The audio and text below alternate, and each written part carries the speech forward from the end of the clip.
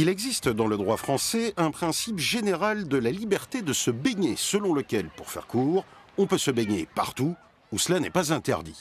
Or, c'est justement le cas à Saint-Pardoux, sur l'ensemble du lac, par arrêté, et ce, jusqu'à l'arrivée d'une surveillance. Le lac de Saint-Pardoux de toute manière n'est pas une exception française. Ça se pratique sur tous les lieux de baignade en France, que ce soit lac, plage, océane.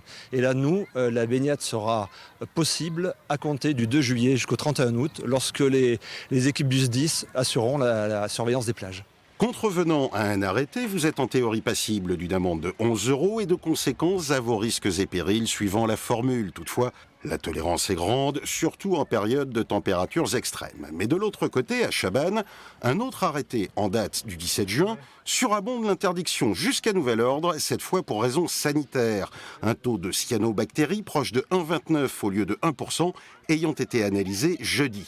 La direction du lac ne se veut toutefois pas alarmiste. C'est à l'instant où ils l'ont prise. Alors là aussi, à quel endroit, à quel moment, je ne suis pas capable de dire. Et en plus, c'est très variable. Il suffit que ça soit fait tout de suite après un épisode orageux, ce qui a eu lieu. Voilà, les taux fluctuent de manière d'une journée sur l'autre, au même titre que les températures.